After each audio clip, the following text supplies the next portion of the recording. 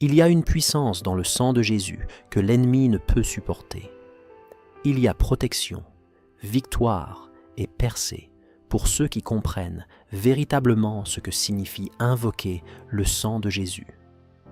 Mes amis, pensez à un tribunal où les preuves déterminent l'issue d'une affaire. La preuve qui réduit au silence toute accusation de l'ennemi, ce n'est pas votre passé, ni votre force, ni même votre connaissance. C'est le sang de Jésus. Dans un tribunal, un avocat plaide une affaire en présentant des faits et la vérité. En tant que croyants, nous invoquons le sang non comme un rituel, mais comme la preuve puissante et légitime de notre victoire par Jésus. Aujourd'hui, nous allons plonger en profondeur dans cette vérité. Avec un regard nouveau et un cœur ouvert, nous allons découvrir que le sang de Jésus n'est pas seulement pour le pardon, mais aussi pour la protection, la délivrance et la victoire quotidienne. Le sang de Jésus n'est pas un symbole, c'est une arme spirituelle et elle est active en ce moment pour ceux qui savent comment l'appliquer. Trop de personnes connaissent le sang, mais ne marchent pas dans toute la puissance qu'il donne. C'est l'heure de le comprendre clairement, de le proclamer avec audace et de l'appliquer chaque jour. La révélation vient quand la vérité rencontre la soif. Écoutez cette vérité puissante de la parole. Hébreux 9, verset 14 dit « Combien plus le sang de Christ, qui par l'Esprit éternel s'est offert lui-même sans tache à Dieu, purifiera-t-il votre conscience des œuvres mortes, afin que vous serviez le Dieu vivant ?» Ce verset nous montre que le sang de Jésus ne fait pas qu'enlever la culpabilité.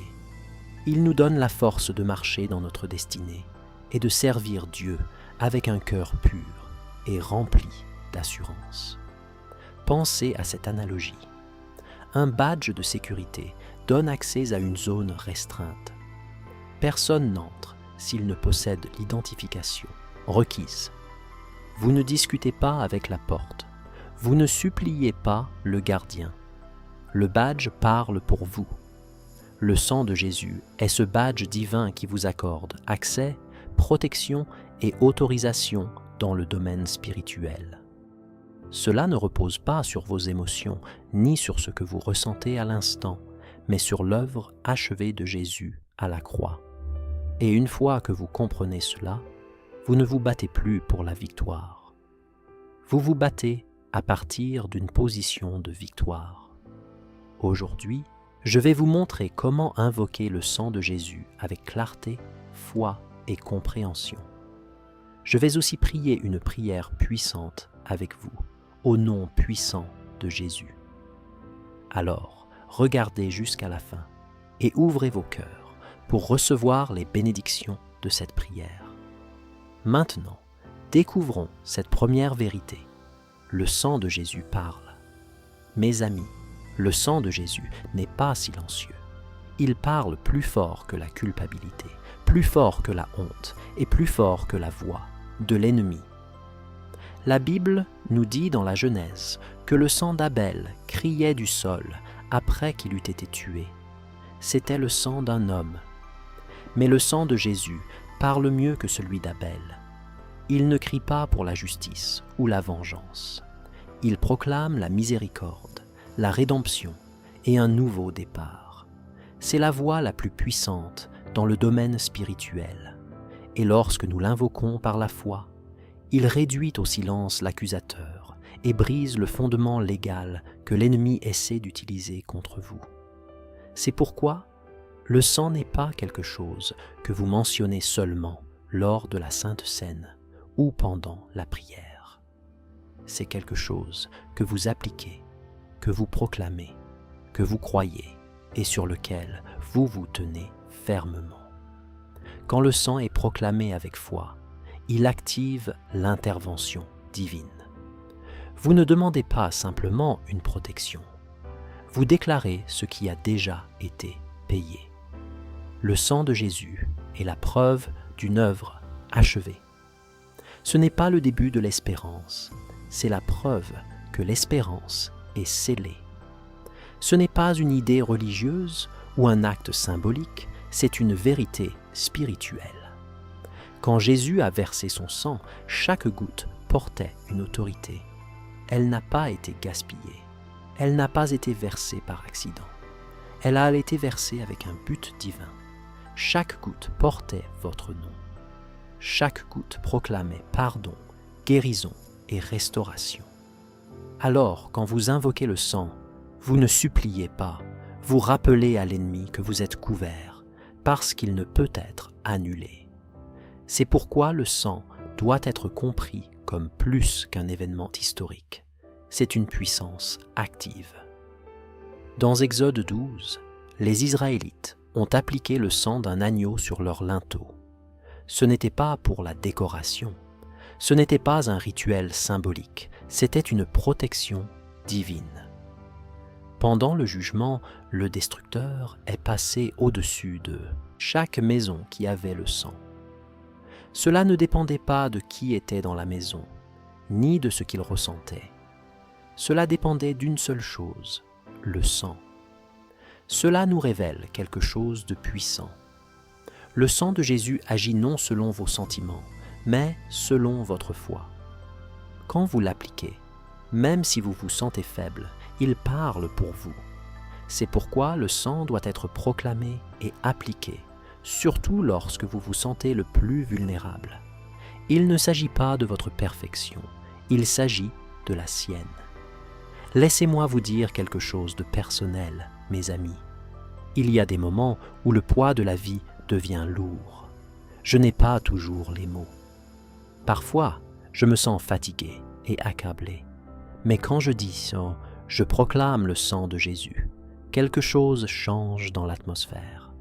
Une paix que je ne peux expliquer commence à remplir mon cœur. Des chaînes que je ne voyais pas commencent à se briser dans l'esprit.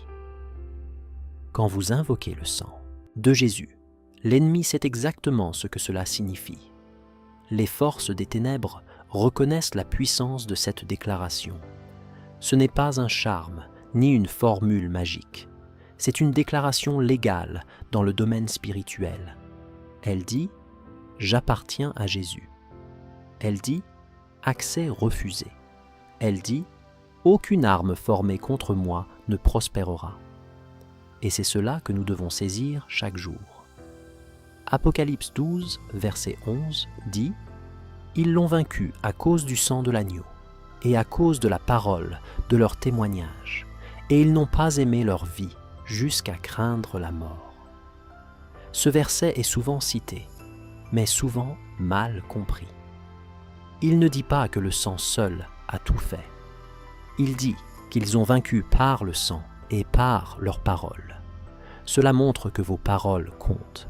Ce que vous proclamez avec foi libère la puissance de ce que Jésus a déjà accompli.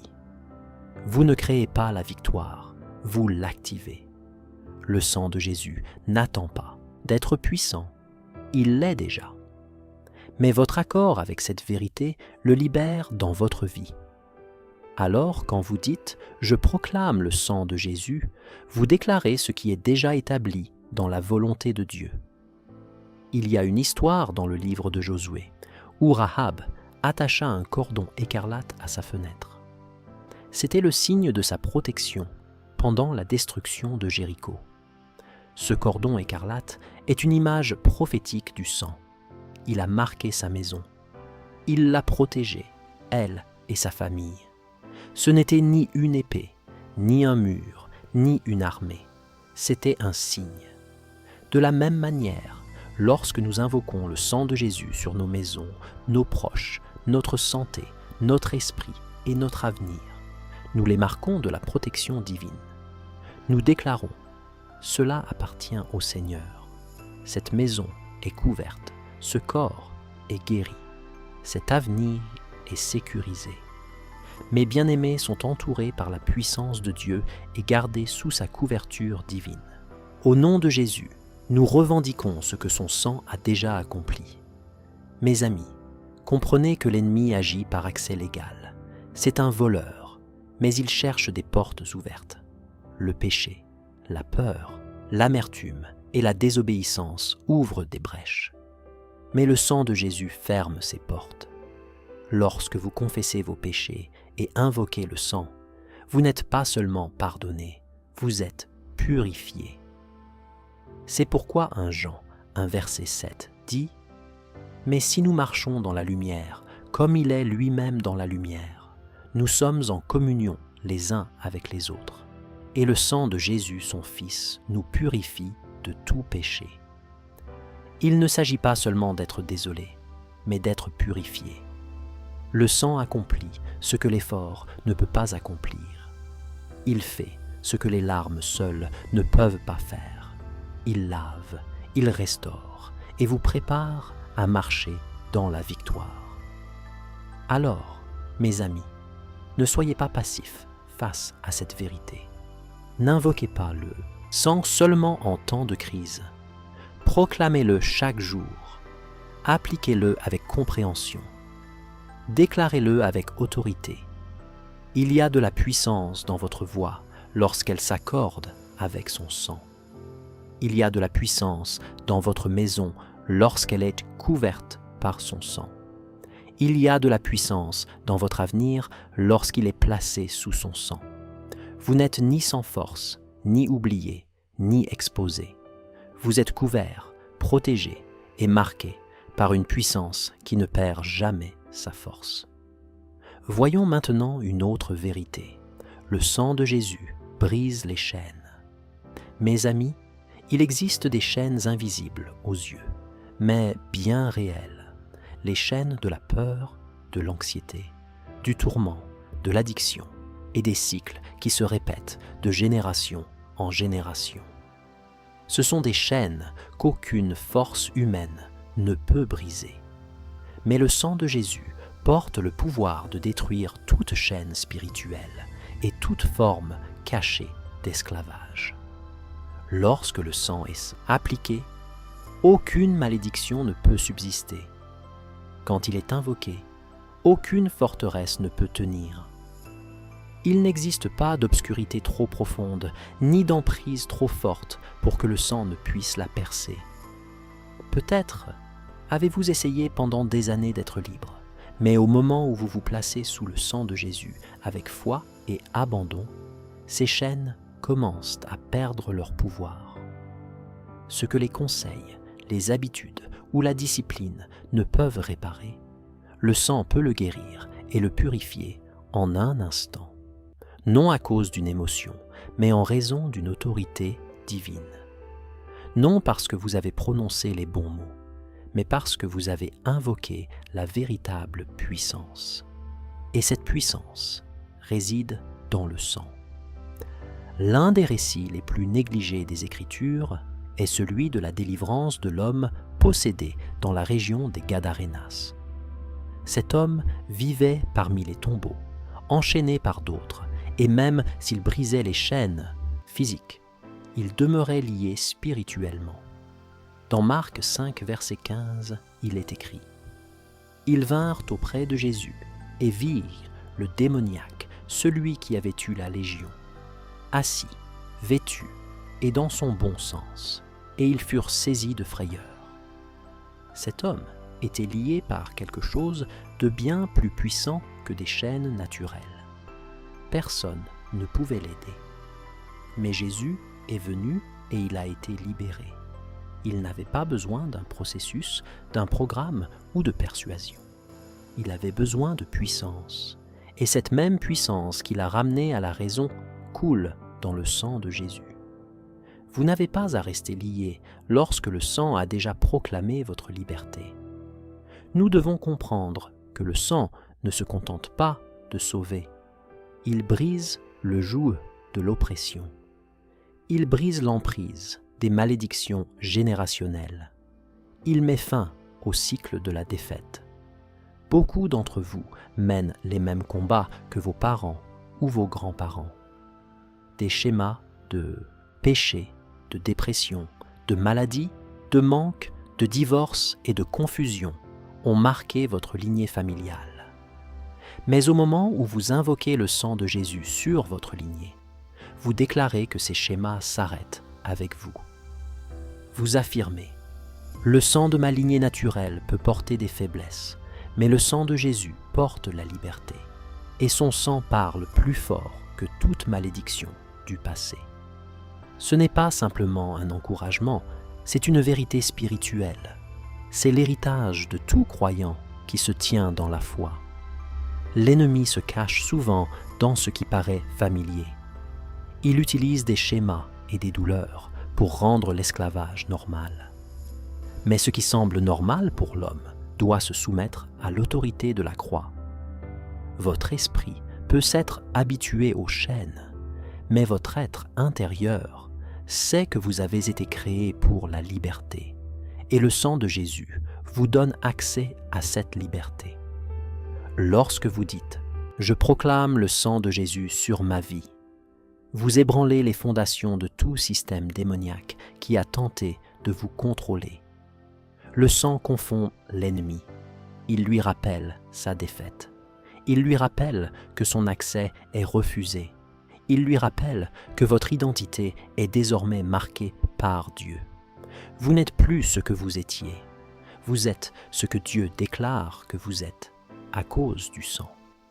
Dans Acte 16, Paul et Silas furent battus et jetés en prison. Leur corps était enchaîné et leur avenir semblait incertain. Mais à minuit, ils commencèrent à prier et à chanter des louanges à Dieu. Soudain, la prison trembla, les chaînes tombèrent et les portes s'ouvrirent. Il se produit quelque chose de puissant lorsque les croyants ouvrent leur bouche dans la foi. Le sang a déjà ouvert la voie, mais votre accord avec cette vérité libère ce qui a été rendu disponible. L'ennemi ne peut retenir ce que le sang a déjà racheté. Alors, lorsque vous vous sentez emprisonné, lorsque vos pensées tournent en boucle, lorsque votre cœur est lourd, invoquez le sang. Chantez à travers les larmes. Priez même si cela fait mal, car la percée ne dépend pas des émotions, mais de la vérité. Et la vérité est que le sang de Jésus vous a déjà libéré. Parfois, la prison la plus difficile à quitter est celle de votre propre esprit. L'ennemi attaque avant tout les pensées, mais le sang purifie la conscience. Il efface la culpabilité, la peur et les accusations. Il ne se contente pas de pardonner le péché, il guérit les effets du péché. Vous avez peut-être été pardonné, mais vous vous sentez encore sale ou honteux. C'est là que le sang va plus loin que toute autre chose. Il restaure ce que l'ennemi a tenté de déformer. Il purifie vos pensées. Il renouvelle votre confiance. Il vous dit « Tu n'es pas condamné, tu es couvert, tu n'es pas brisé, tu es en train d'être restauré. » Romains 8, verset 1 dit « Il n'y a donc maintenant aucune condamnation pour ceux qui sont en Christ Jésus, qui ne marchent pas selon la chair, mais selon l'Esprit. » Tu ne demandes pas la permission à l'ennemi. Tu prends autorité, tu déclares que ce jour appartient au Seigneur et que le sang parle pour toi. Voilà ce que le sang garantit, la liberté face à la condamnation. Tu n'as plus à marcher la tête baissée. Tu n'as plus à porter ce que Jésus a déjà porté pour toi. Tu n'as pas à t'excuser d'être libre. C'est ton droit par le sang. C'est ton héritage par la foi. Alors, lève-toi avec confiance aujourd'hui, non en toi-même, mais en ce qui a déjà été payé pour toi. Même dans le combat spirituel, beaucoup essaient de lutter avec des forces humaines. Mais l'ennemi ne craint pas tes efforts, il craint le sang. Il craint ta compréhension de sa puissance. Il craint ta confiance en cette vérité. Quand tu déclares le sang de Jésus, tu t'entoures d'un feu divin. Ce n'est pas seulement une défense, c'est une attaque spirituelle. Le sang expose, enlève et détruit les œuvres des ténèbres. Et lorsque tu marches dans cette vérité, aucune arme ne peut prospérer, aucun mensonge ne peut s'enraciner, Aucune malédiction ne peut s'installer, car tu marches sous la puissance d'une protection divine. Tu entres dans la plénitude de ce que Jésus a payé. Alors, invoque le sang sur ton esprit. Invoque le sang sur ton sommeil, sur tes choix. Tu n'as pas à te battre seul. Tu n'es pas laissé sans secours. Le sang de Jésus n'est pas lointain. Il est proche. Il est disponible. Il est puissant et ne perdra jamais sa force. Maintenant, tournons-nous vers une autre vérité. Le sang garantit la victoire. Mes amis, le sang de Jésus ne fait pas que purifier et délivrer. Il garantit une victoire durable. La victoire n'est pas un espoir lointain, c'est une réalité accomplie. Pour ceux qui croient en ce que le sang a accompli, la croix n'était pas un lieu de défaite, mais le lieu de la plus grande victoire de toute l'histoire.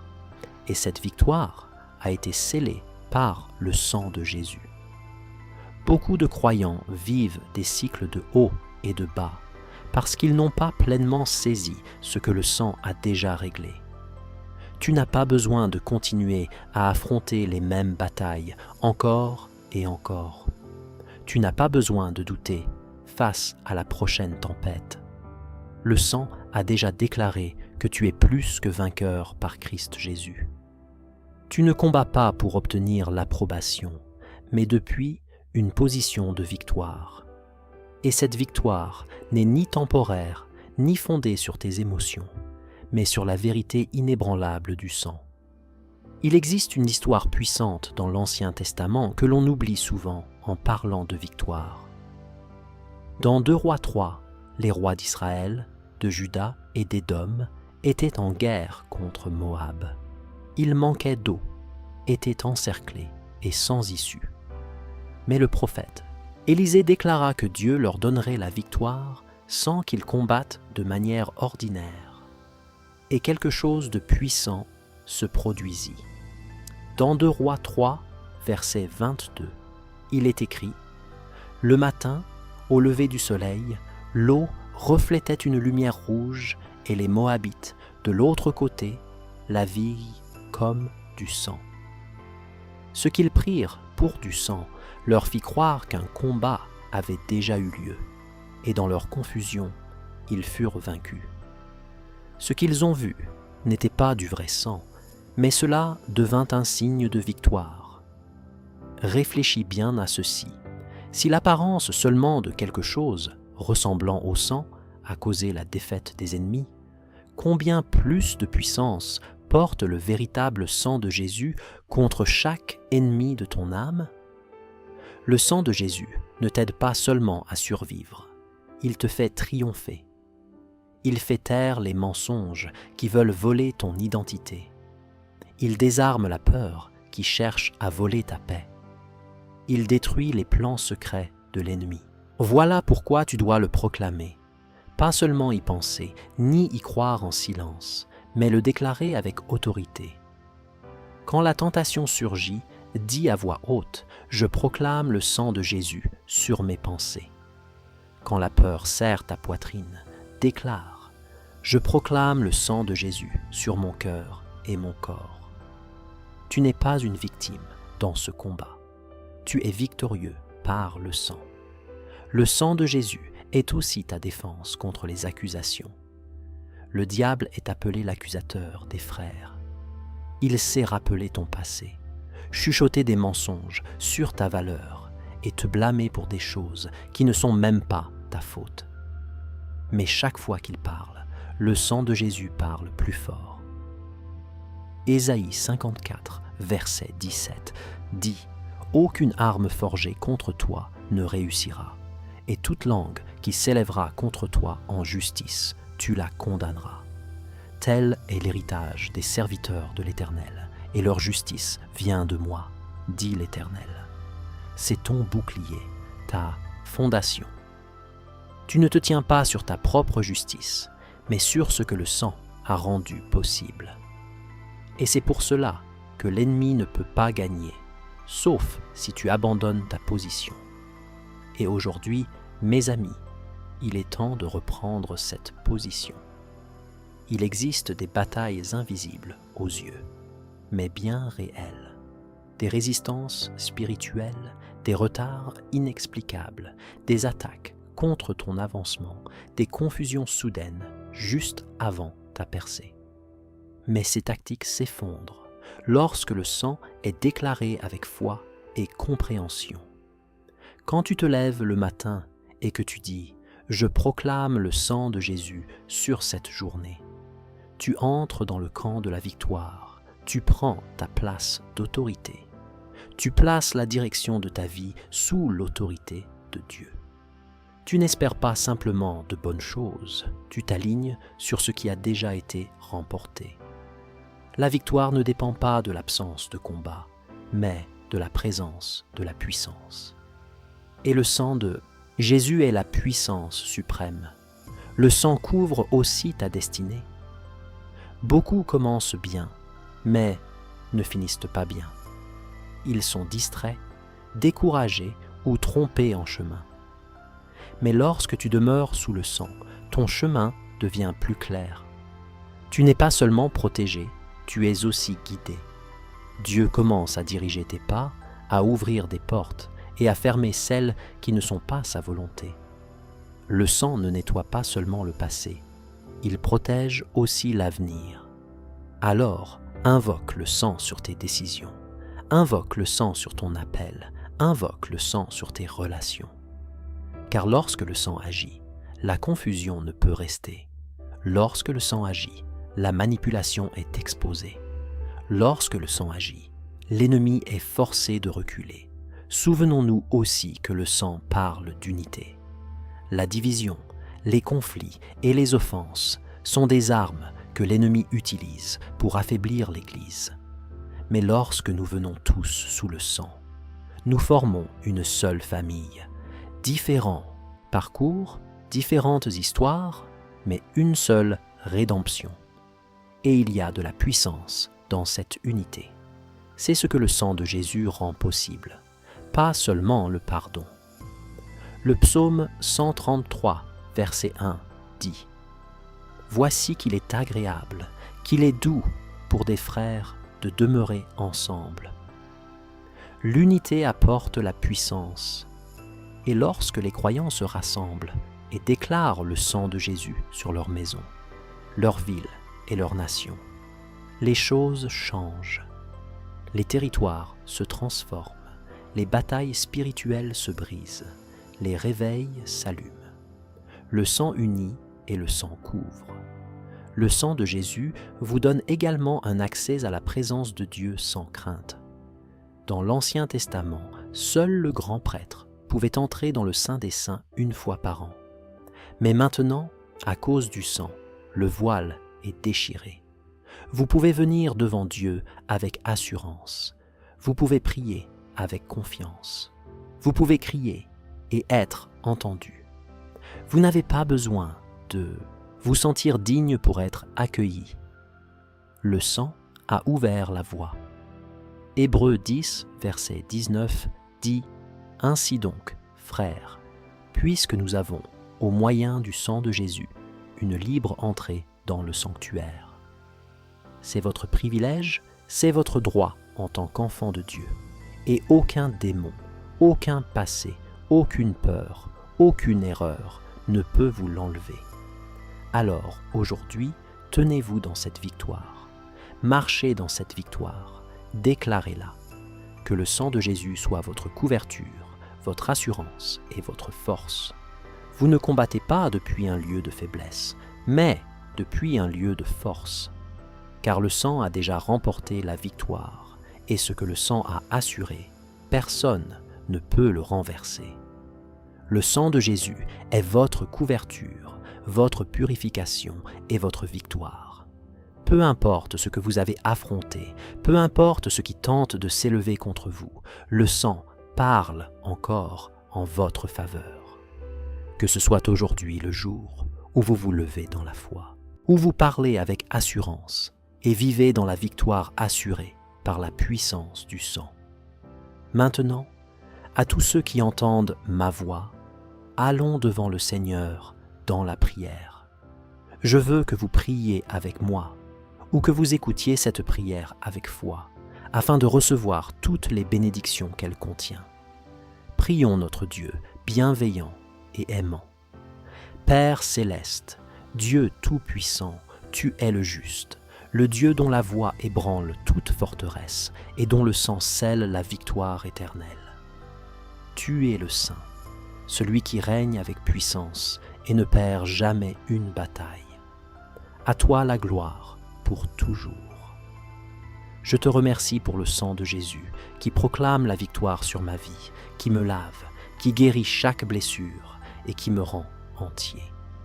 Je te remercie, Seigneur, car je ne suis ni oublié, ni abandonné, ni sans couverture. Père, je te demande de me pardonner pour chaque péché, connu ou inconnu, et de me laver entièrement par le sang de Jésus. Je pardonne aussi à ceux qui m'ont blessé et je remets chaque offense entre tes mains. Seigneur, je plaide le sang de Jésus sur ma vie, sur mon esprit, mon corps, mon avenir et tout ce qui me concerne. Que chaque chaîne qui me retenait soit brisée maintenant au nom de Jésus. Je réprimande l'esprit de culpabilité, de honte, de confusion, de peur et chaque mensonge de l'accusateur. Je décrète et je déclare que je suis libre, je suis pur et je suis couvert par le sang de Jésus. Au nom de Jésus, je déclare qu'aucune arme formée contre moi ne prospérera. Je déclare que la puissance du sang de Jésus agit en moi maintenant, guérissant, purifiant, délivrant et restaurant ce qui a été perdu. Je déclare que j'ai vaincu par le sang de l'agneau et par la parole de mon témoignage. Au nom de Jésus, je parle de percées dans chaque domaine de lutte. Je proclame des bénédictions, la guérison, la paix, la force et la protection sur ma vie et sur mes proches. Je réprimande les attaques spirituelles, la maladie, la peur, la pauvreté et les retards. Que chaque mission de l'ennemi soit dispersée maintenant au nom de Jésus.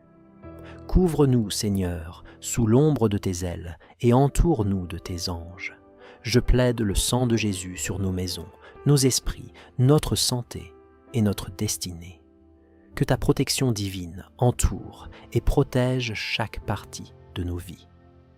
Seigneur, alors que je fais cette prière avec tous ceux qui écoutent, je te rends grâce pour chaque cœur qui s'ouvre devant toi en ce moment.